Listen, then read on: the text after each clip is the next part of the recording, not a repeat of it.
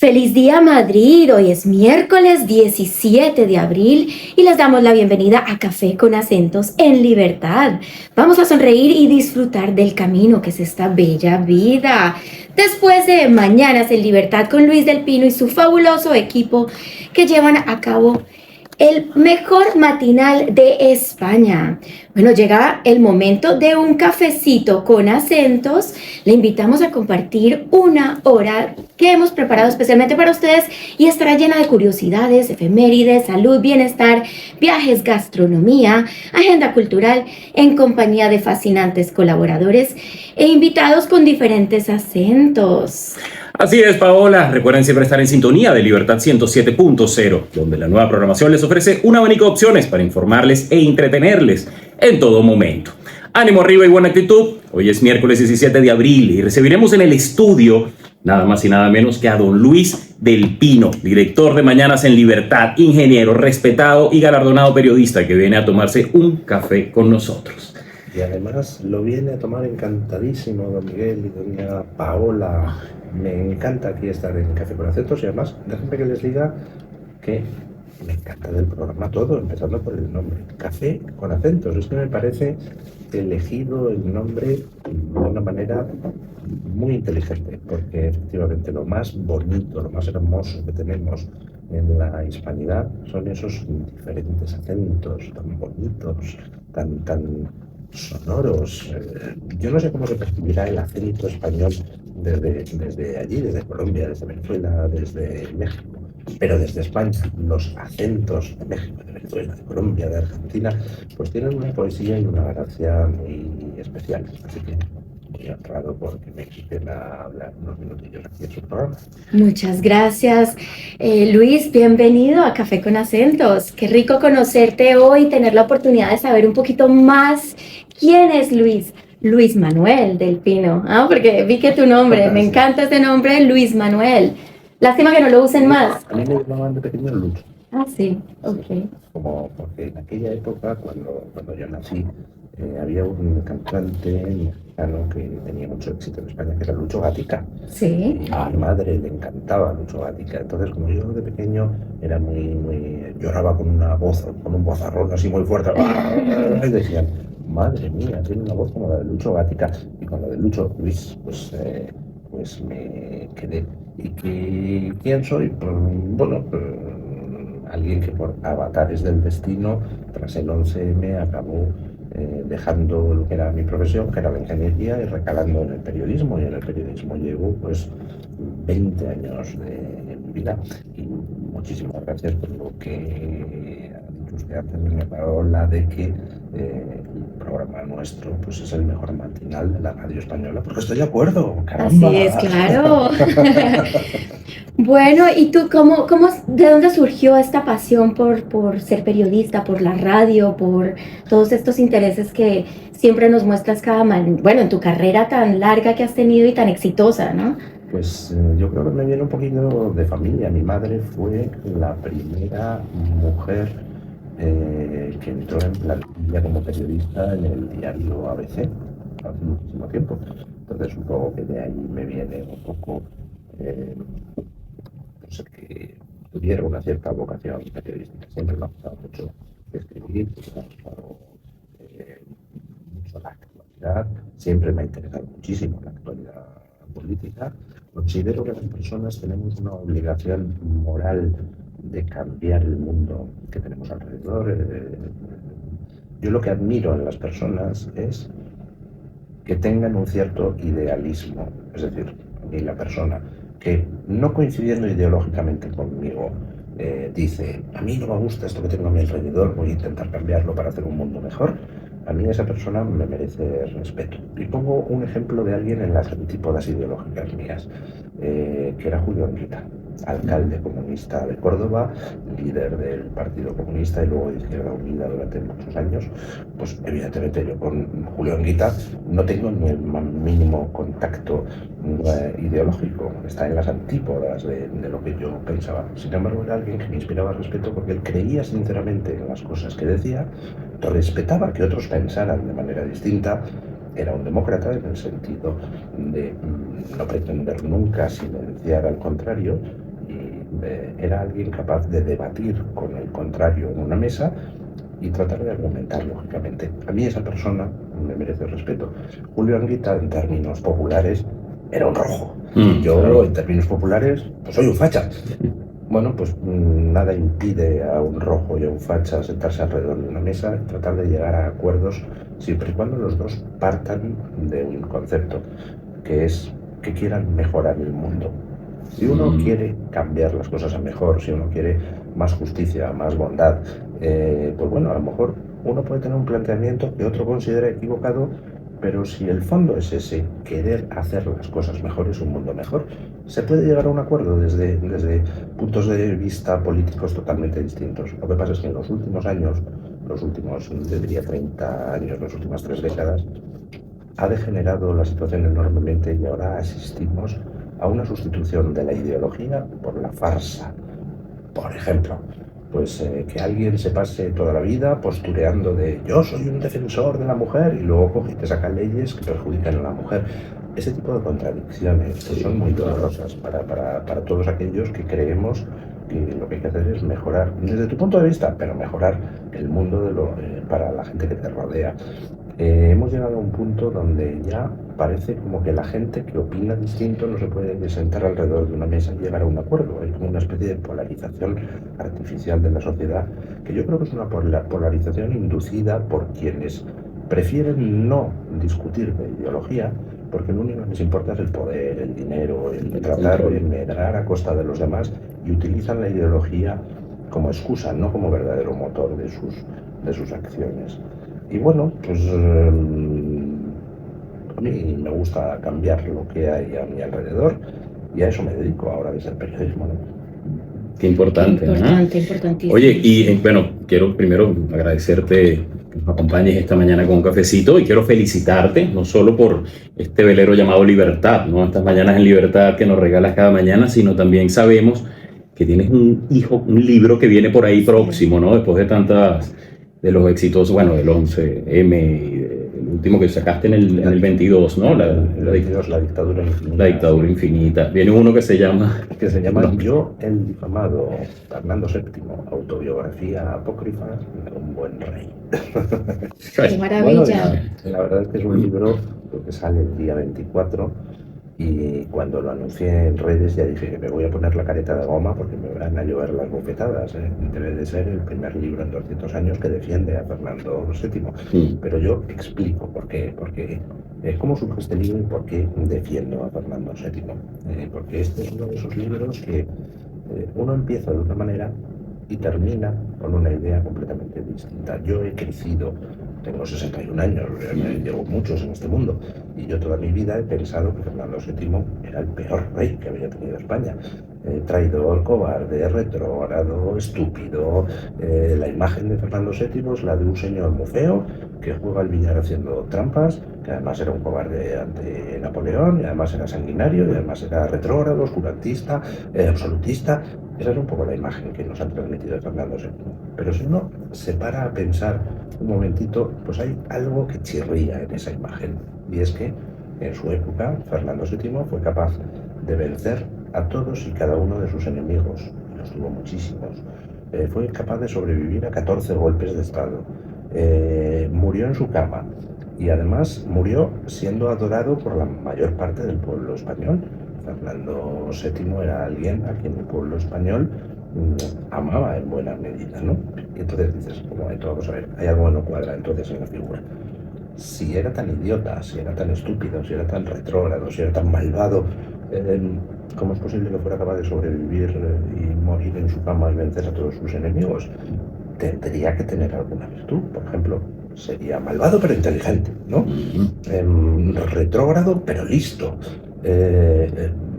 No sé, estúpido, pero sabría rodearse de buenos colaboradores. Alguna virtud tendría. No es posible que todo fuera malo, porque entonces no habría sobrevivido. Y sobre todo, si era tan malvado, retrógrado, estúpido, ¿cómo es posible que el pueblo español le adorara? Entonces, eso ya me incomodaba, ¿no? Porque ya me indica que hay algo de campaña contra Fernando VII. El negarle a una figura histórica cualquier virtud es algo que indica que no está siendo analizada objetivamente. forzosamente, hasta el más malvado tiene que tener alguna virtud, porque si no, no sobrevive. Entonces, bueno, yo empecé el libro, además se lo dije así a la editorial, voy a escribir un libro defendiendo a Fernando VII en el sentido de tratar de transmitir una visión más equilibrada.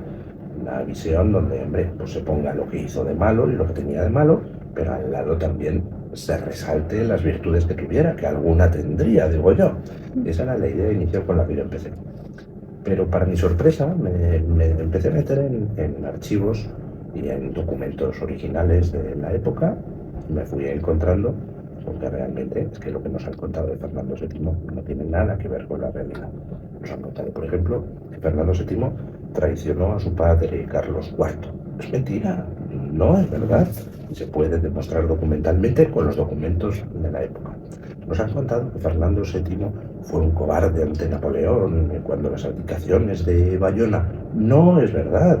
Fernando VII fue el único de los protagonistas de aquel drama que mantuvo ante Napoleón, que recordemos que era el dueño del mundo en ese momento, pues él fue el único que mantuvo ante Napoleón el tipo y que se negó hasta el último minuto a rendirse ante Napoleón. Si se hubiera rendido ante Napoleón, le habrían dado un reino en Etruria para él, a cambio de España, y no quiso aceptar todas las amenazas, ni las ofertas, ni los chantajes de Napoleón, y por eso luego se pasó 6 años encerrado en un castillo en Valencia. O sea que tampoco es verdad eso. Nos han dicho que Fernando VII, cuando vuelve del exilio de Francia, pues traicionó esa constitución que se había dado el pueblo en Cádiz. Es mentira, el pueblo no se había dado ninguna constitución. Quien había dado un golpe de Estado contra Fernando VII fueron esas Cortes de Cádiz que, al margen del pueblo y en contra de los deseos del pueblo y sin tener ninguna legitimidad popular, se dedicó a hacer su revolución política mientras el pueblo moría. ¿En nombre de quién? ¿De la Constitución?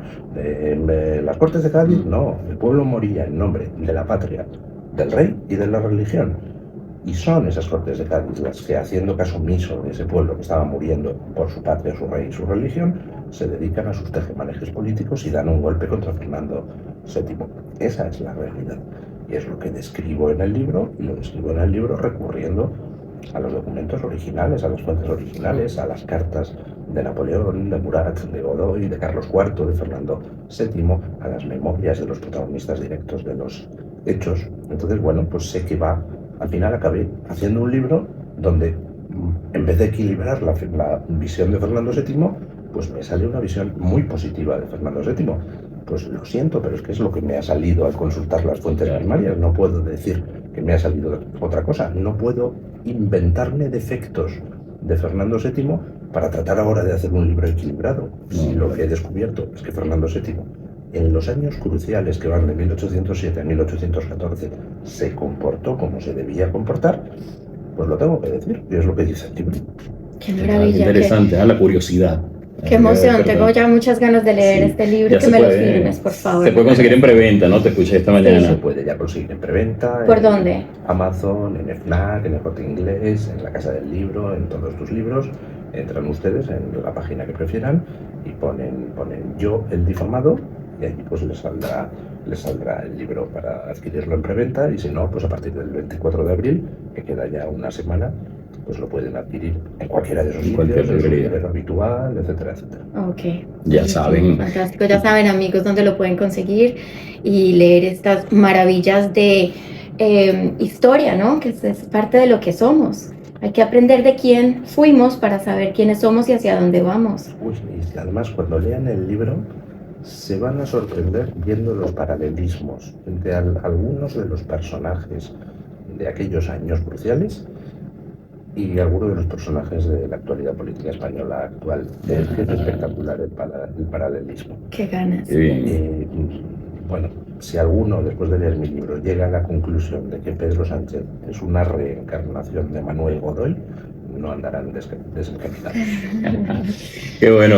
Don Luis, bueno, queremos aprovechar el tiempo, sabemos que ahora tienes una reunión y obviamente hay tantos temas de esta política kafkiana a nivel mundial, ¿no? Que nos traen en limbo, para no decir en caída libre.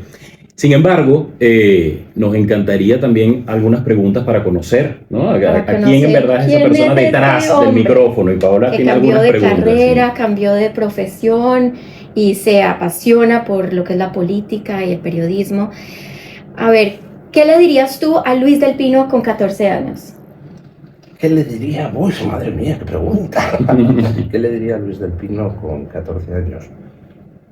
Primero, aprende a ser menos binario en tus valoraciones. Aprende, porque es algo que se tarda muchísimo tiempo en la vida en aprender, por lo menos en algunos casos el mío. Aprende a que entre el A y el B hay muchos matices intermedios. Entre el blanco y el gris entre el blanco y el negro hay muchísimos matices de gris. Y es importante en la vida ponerse en esos matices. Segundo, si tienes la sensación de que te han soltado en el mundo sin darte el manual de instrucciones, si tienes la sensación de que estás perdido a esos 14 años y no sabes realmente por qué tantas cosas van mal y por qué tus padres son así, pues no te preocupes, porque nos ha pasado a todos a lo largo de toda la historia.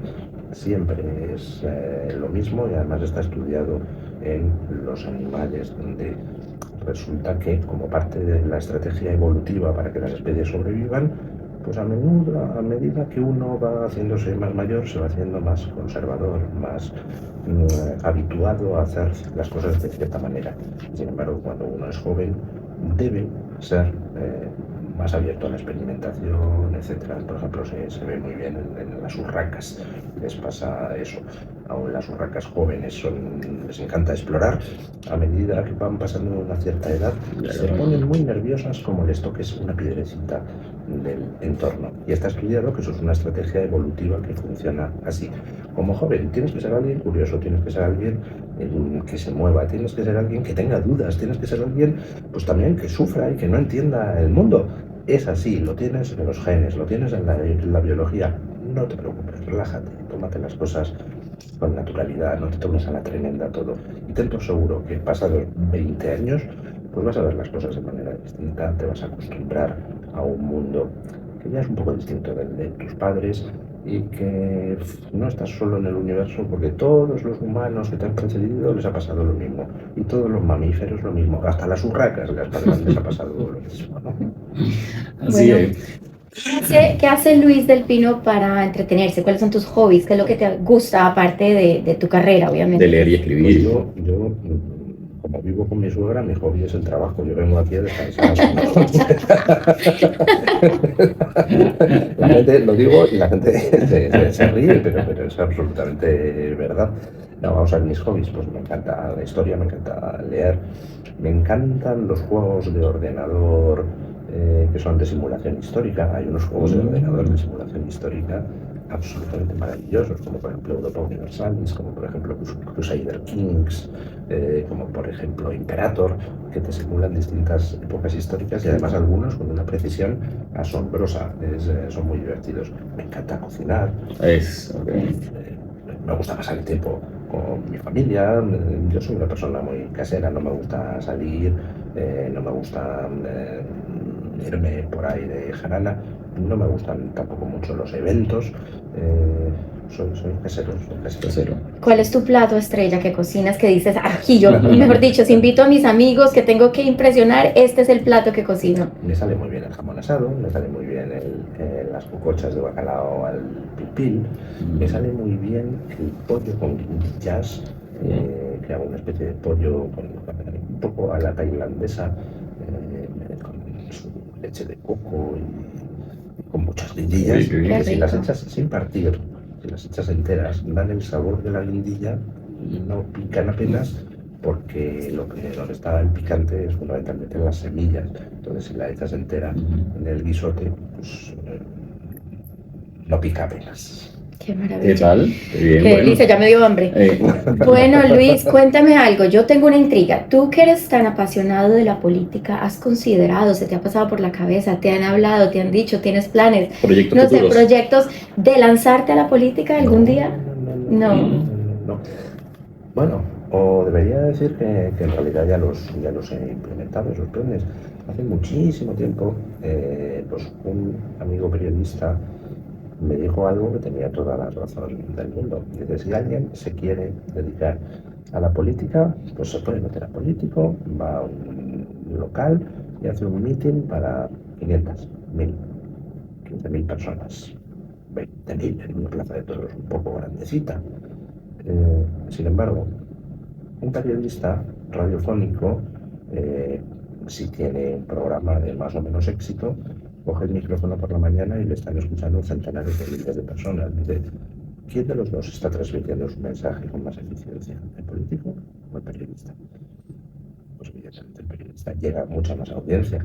Mi programa es eminentemente político. Yo doy opiniones políticas que, oiga, me admito que puedo estar equivocado en alguna cosa y admito que me razonen por qué estoy equivocado en caso de estarlo. Pero yo digo lo que creo y ese mensaje llega a muchísima gente.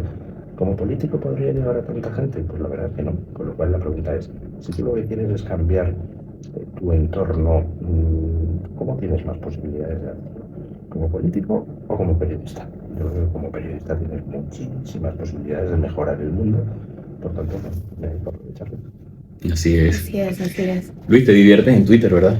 Me paso pipa. Además, pues ese otra de las cosas donde se mezcla placer y trabajo, igual que mi trabajo delante de un micrófono, pues para mí es casi un hobby.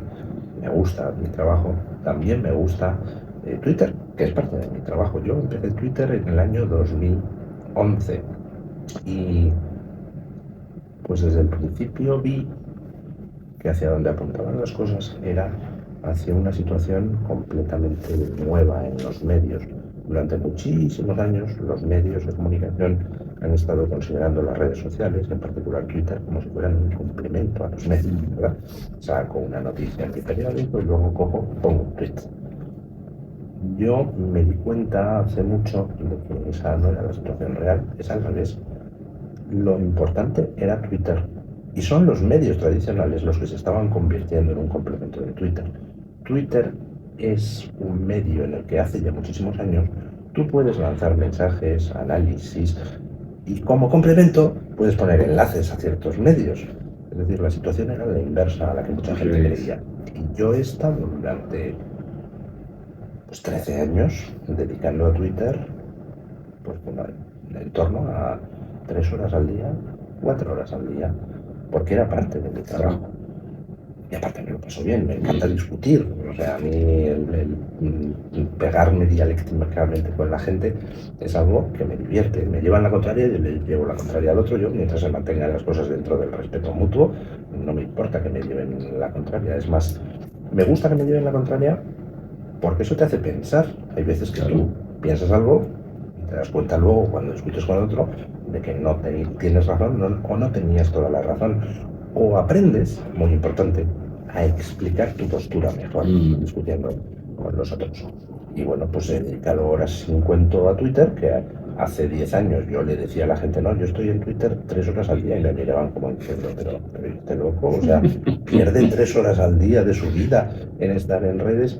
Bueno, pues gracias a eso, gracias a ese trabajo continuado, he ido creciendo en seguidores y ahora soy pues uno de los periodistas más influyentes en Twitter en España y la verdad es que tengo una comunidad de seguidores pues muy interesante que me enseñan muchas veces muchas cosas que me ayudan a explicarme mejor y que, bueno, pues valoran más o menos el hecho de que yo lo que siempre trato es de ser coherente.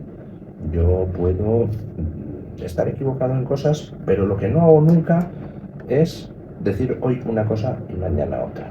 Yo llevo 13 años en Twitter, nunca jamás he tenido que borrar un tweet porque de repente tuviera que empezar a defender lo contrario de lo que defendía, ¿no? Yo defiendo una serie de cosas que creo que son de sentido común y las sigo defendiendo a lo largo de los años y no me he tenido que retractar nunca de nada, ni me han pillado en contradicciones. Los típicos zascas de Twitter que le pillan a algún incauto que pone una cosa y luego al cabo de 3 meses pone otra totalmente contraria y zasca, y le sacan el Twitter de hace 3 meses y dicen, pero hipócrita, ¿qué estás diciendo?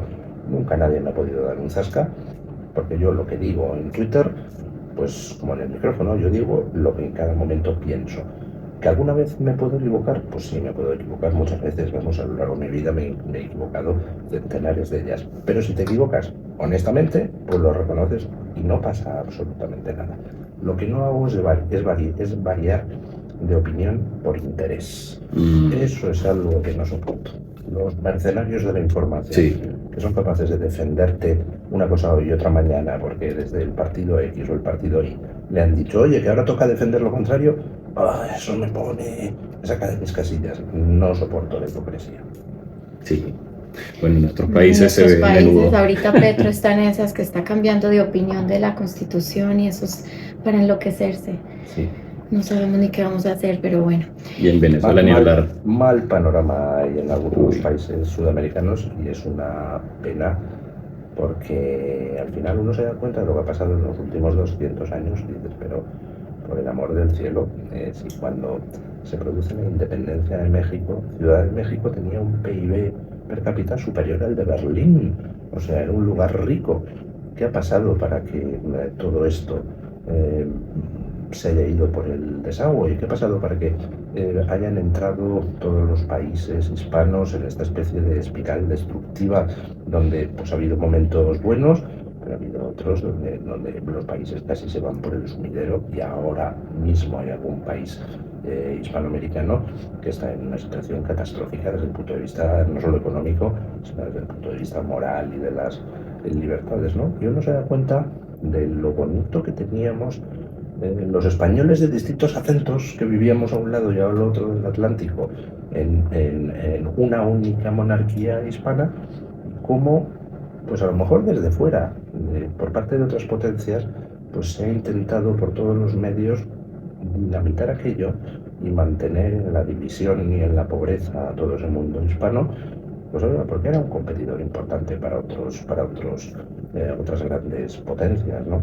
Vamos, no desvelo ningún secreto si digo que está documentado históricamente como una de las potencias que contribuyó a dinamitar el imperio español y a sumergir a los países hispanos en perpetuas luchas entre unos y otros y luchas civiles internas, pues fue Inglaterra. O sea, la influencia de Inglaterra en todo el empobrecimiento de Sudamérica ha sido muy importante en algunos momentos de la historia.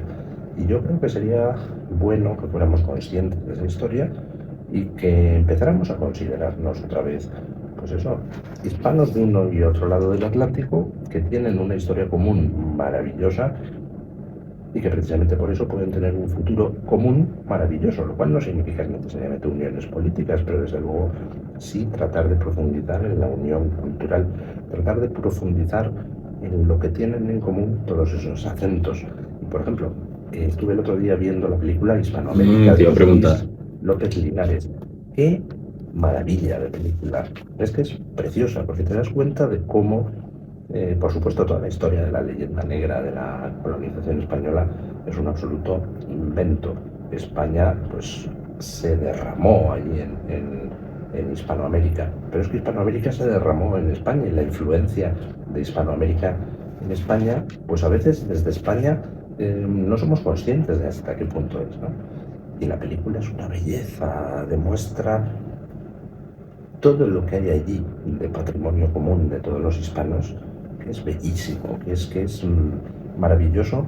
Y me gusta mucho el subtítulo, Canto de vida y esperanza, porque la película invita a preguntarse qué nos impide a los hispanos de los distintos países tratar de unirnos para hacer un futuro mejor. Porque si uno mira lo que ha sido el mundo hispano, se da cuenta de que el mundo hispano ha sido infinitamente más humano para todos los seres humanos que cualquier otro de los mundos colonizadores que ha habido. Uno compara la colonización española con lo que fue la colonización inglesa en los Estados Unidos, por el amor de Dios, es que no hay color. O sea, al norte del río Bravo, dices, ¿cuántos descendientes de los antiguos indígenas americanos hay? 0,5% de la población. Al sur del río Bravo, ¿cuántos hay? 95% de la población. Los españoles fuimos capaces de imponer la cultura del mestizaje y además hemos sido a lo largo de toda la historia, y al decir españoles aquí me refiero a españoles de ambos lados del Atlántico, hemos sido capaces de ser enormemente humanos en nuestro trato con los demás. Y yo creo que la razón es precisamente la influencia del catolicismo. Por ejemplo, un caso paradigmático es lo que pasó con la División Azul, que Franco envió a combatir junto con los alemanes contra los rusos en la Segunda Guerra Mundial. Todos los años hay en Rusia un acto de homenaje a la División Azul. Y dices, ¿cómo es posible? ¿Cómo se puede conmemorar en Rusia el que una división española estuviera allí combatiendo contra los rusos? Pues tiene su explicación. Resulta que la División Azul, a diferencia de los alemanes y a diferencia de los rusos, ojo, trataba a la población civil rusa de una manera impecable. La población civil rusa terminó desarrollando con la División Azul, con esos soldados españoles, pues una relación de, mira, estos no nos matan, no nos violan, no nos masacran, cosa que no podían decir ni de los alemanes ni de los propios rusos, que tampoco trataban a su población civil especialmente bien. Si uno mira las misiones internacionales de España hoy en día, una de las cosas que llama la atención es que los soldados españoles son enormemente valorados por la población civil de las zonas donde van de misión.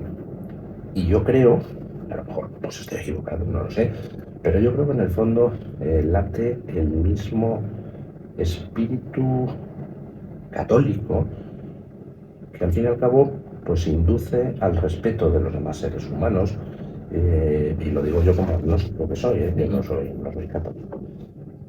Por ejemplo, las leyes de Indias que estableció Isabel la Católica para exigir legalmente que se respetara a los habitantes del Nuevo Mundo, que se respetara a los españoles del otro lado del Atlántico, no tienen parangón en ningún otro caso histórico. Por supuesto, ni Inglaterra, ni Holanda, ni Francia tuvieron nunca ese tipo de leyes para proteger a la población indígena, porque se la consideraba población conquistada con la que podías hacer lo que quisieras. España no buscaba población conquistada, buscaba súbditos para la corona y nuevos creyentes, ¿no? Entonces eso te marca una diferencia de trato para con la gente que tiene una importancia brutal. Una gran diferencia, ¿no? Me interesa mucho ver esa película, no he podido, pero pues, todo el mundo me ha hablado maravillas. Increíble, preciosa, bellísima. En América. Sí, ¿no? Y la inversión, ¿no? Cuando los dicen, culpan a los y los señalan que los españoles llegaron a robar los tesoros, los oros de todos nuestros países de Colombia, Venezuela. Colombia tenía mucho oro, pero ese mismo oro lo invirtieron, hicieron hospitales, iglesias que todavía están en pie.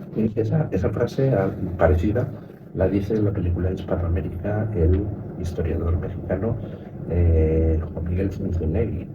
Dice, mucha gente pregunta, ¿dónde está el oro que se llevaron los españoles? Dice, pues mira a tu alrededor, mira las universidades, mira las catedrales, mira las infraestructuras. ¿Lo sembraron aquí? El oro que se llevó España en 3 siglos y medio desde México es menos que el que actualmente extrae en México en solo 3 años. Es decir, el oro que salió de América es una cantidad de oro muy pequeña. Y a cambio, lo que allí se hizo fue fundar centenares de ciudades, hospitales, universidades. España creó en México un primer colegio universitario para los hijos de la población nativa de México, un siglo antes de que los ingleses crearan en Norteamérica el primer colegio universitario, por supuesto no para los indios, sino para los propios ingleses. España, cuando llega allí, se dedica, precisamente para poder predicar la religión a los habitantes de aquellas tierras, se dedica a poner por escrito la gramática de todos los idiomas. El idioma azteca tiene una gramática escrita por misioneros españoles antes de que se publicara la primera gramática del francés en Francia. España tenía publicadas las gramáticas de numerosísimos idiomas sudamericanos antes de que en Alemania se hubiera publicado la gramática del alemán.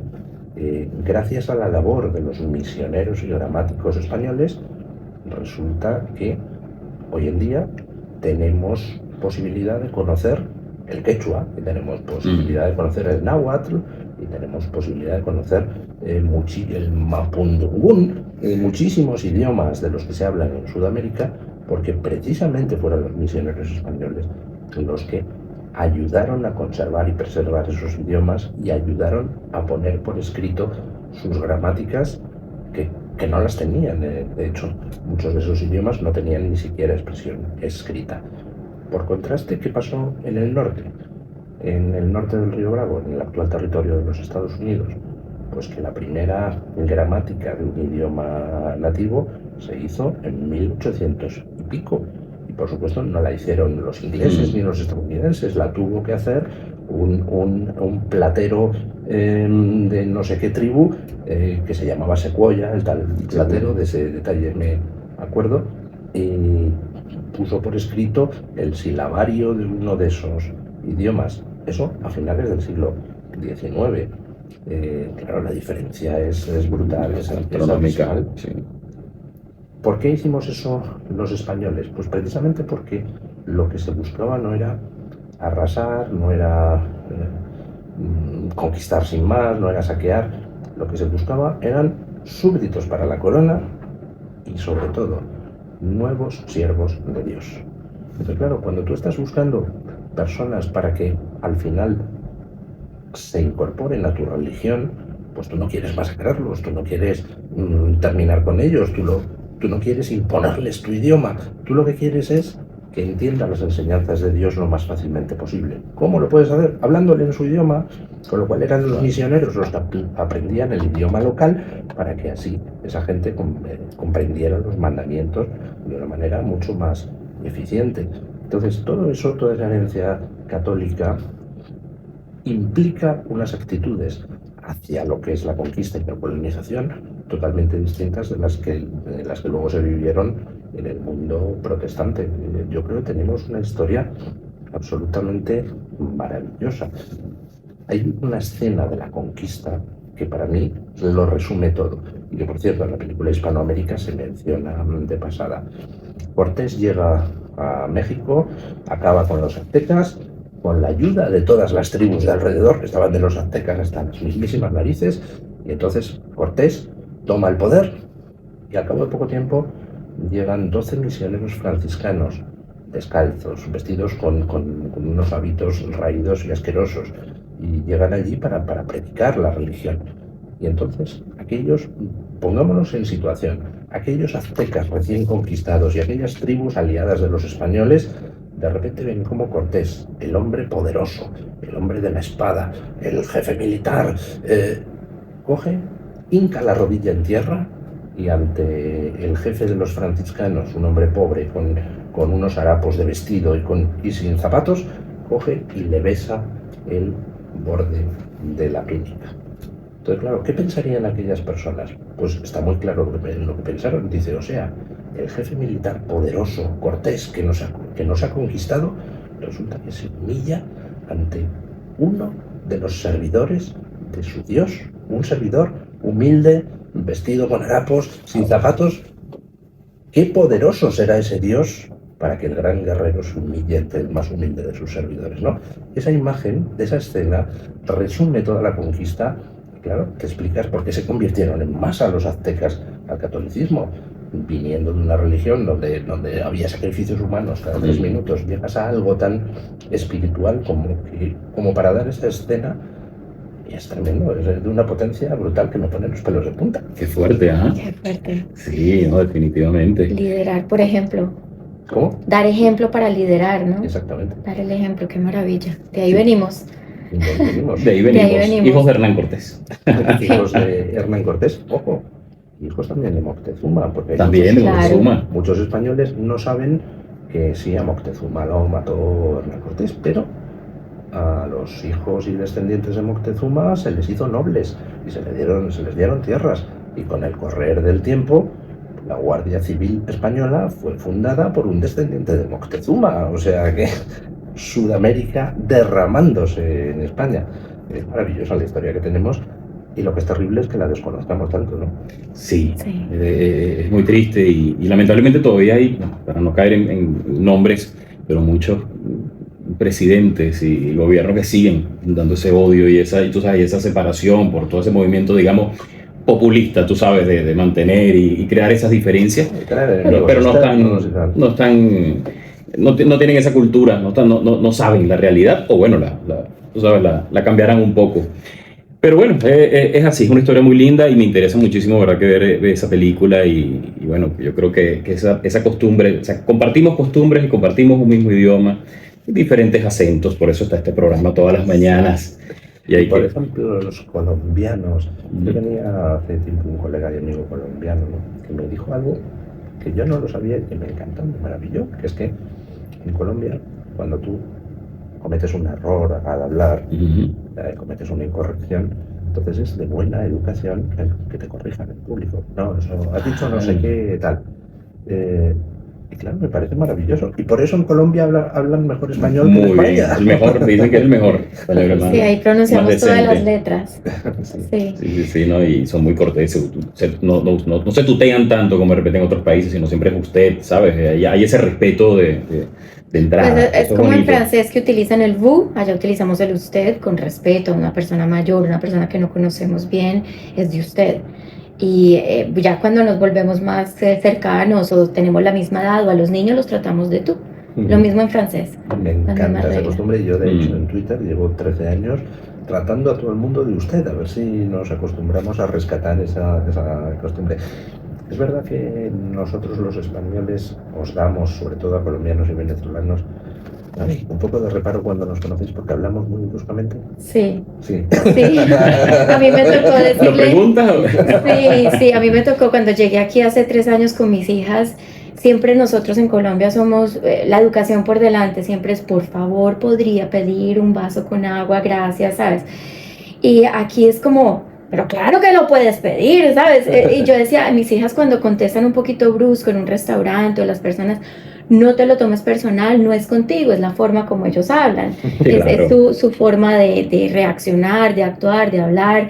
Entonces, yo también me lo digo, no es conmigo, no me lo tomo personal, no me están hablando grosero, no me están siendo agresivos, así es como hablan aquí y hay que respetar eso. Igual la diferencia de los diminutivos, nosotros todo esto, ¿sabes? Un cafecito, ¿sabes? O de repente cuando consigues a alguien, amigo del alma, somos muy calurosos, abrazamos, ¿sabes? De repente nos hemos sentido como que... Yo siempre le digo en el centro riojano, siempre le digo a la vicepresidenta, amiga querida, y dice, ustedes sí que hablan gracioso, chistoso, y yo, ¿por qué? ¿Ustedes cómo se dicen acá en España? Hola. Oye, tú. Sí. Y yo, no, amiga, qué rico verte, que hace tiempo que no te veía. Ustedes hablan muy chistoso, muy gracioso, y se muere de la risa. Sí, son diferencias, pero que las entendemos. Tenía yo un amigo venezolano, español, hace tiempo que se casó con una venezolana, y nos contaba que para ella había sido un choque, porque claro, allí si van el marido y la mujer por el pasillo y se cruzan por el pasillo de la casa, pues allí en Venezuela lo normal es me dejas pasar, querido, y tal. Y aquí en España dice, quita. Sí. No, si uno pasa por un pasillo y ve al esposo o la esposa, hola mi vida, mi hermoso, mi tesoro, o sea, esos cariñitos por aquí, por allá, sí. Sí, somos muy melosos en esa parte, Sí, ¿no? sí. En todos los diminutivos. Pero bueno, no, ya se acostumbra. Y yendo a lo que estábamos hablando ahorita de historia, imagínate que yo curiosamente me hice un examen de DNA hace algunos años, como hace 6 años, y hace poco me llega un email diciéndome que había como nueva información, porque a mí me aparecía que el 87% era ibérico, de por aquí de estos lados, de Portugal, y de Italia, ibérico. Y hace poco me llegó la información que soy 87% andaluza. Imagínate. Y a mí desde que yo llegué a España, que yo soy enamorada de España desde que estaba pequeñita, que trataba de imitar el acento español cuando era ídolo, mi ídolo era Miguel Bosé. Entonces, siempre a España me ha parecido encantador, siempre ha habido algo en mi corazoncito que me decía, España, es que es fantástico, es que la gente, es que salen en las familias a las 10, 11 de la noche a cenar, todos con el carrito, el bebé, la abuelita, los tíos, todas en familia a andar las calles, y eso a mí me parece fantástico, yo soy muy pro familia. Y resulta que cuando vine a España y fui a Andalucía, yo caí, pero yo no sabía esto de mí todavía. Yo caí enamorada de Andalucía, pero yo soy fascinada con Málaga, con todo ese territorio, como la gente, y allá sí hablan en diminutivo. Allá sí hablan en diminutivo, son hermosos, me encanta la gente de Andalucía, y bueno, ahora me doy cuenta que las raíces me atraen, soy andaluza. ¿Cuánto por ciento? 87. No, indígena tengo 8.6%. ¿Ah, sí? Sí, pero soy también muy orgullosa de ese lado. Qué bueno, ¿no? Claro. Pero está bien, interesante hacerse ese examen, ¿no? Ya uno no sabe dónde venimos. Han avanzado mucho las técnicas. Sí. Nosotros aquí en España, pues yo creo que todos debemos de ser una mezcla de todo, ¿no? O sea, y creo que ninguno es 100%. Fenicios, griegos, árabes, claro. Judíos, vikingos. Sí. De todo. La verdad es que somos un pueblo, en general los hispanos, que lleva muy bien el tema de la mezcla, ¿no? Somos un pueblo que a lo mejor podemos ser clasistas muchas veces, ¿no? Eso de admirar al rico, despreciar un poquito al pobre y esas cosas. Ahora, en el tema de la raza nunca hemos tenido así ningún tipo de problema, y ahí a donde iban los españoles, los hispanos, pues se mezclaban con la gente local, porque no le ponemos importancia, ¿no? Y dentro de España, yo creo que Madrid es peculiarmente exagerada para bien en ese tema.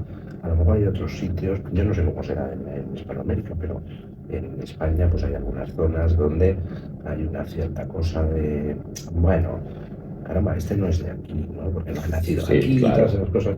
Mientras que en Madrid, en ese sentido, pues es una especie de isla donde tú puedes haber nacido, yo qué sé, en Senegal, llevas aquí en Madrid 3 meses y ya eres de Madrid. O sea, no nos importa un pepino de dónde viene la gente, a dónde va, cuál es su origen, siempre y cuando le gusten los bocatas de calamares, ya en Madrid, ¿no? No, en Colombia sí recibimos muy bien a todos los extranjeros, somos muy... Es más, una campaña que hubo hace años era el peligro de Colombia es querer quedarse. Entonces, no, allá sí. Venezuela también viví, también es muy, muy amables en recibir a gente del extranjero. Pero sí, aquí en Madrid yo me he recibido yo me he sentido muy bien recibida. No entiendo el término sudaca, que aquí eso es súper ofensivo. Yo soy de Sudamérica, soy suramericana, soy también hispanoamericana, soy latinoamericana, es mal aplicado porque todos somos latinos, pero no entiendo este término porque aquí lo usan a veces para ser muy despectivos con la gente de Suramérica. ¿Tienes alguna idea? Yo creo que puede haber una minoría de personas que utilizan el término ese en plan clasista. No en plan nacional o racista, pero bueno, tontos hay de todas. Es más clasista.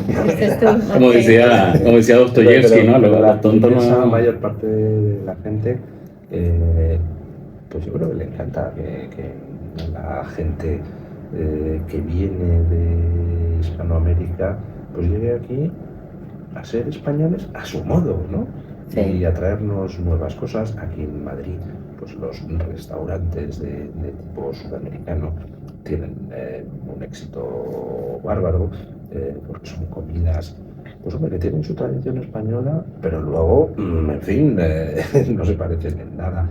Hay unas fusiones ahora mismo de toda la gastronomía sudamericana que son absolutamente maravillosas, ¿no?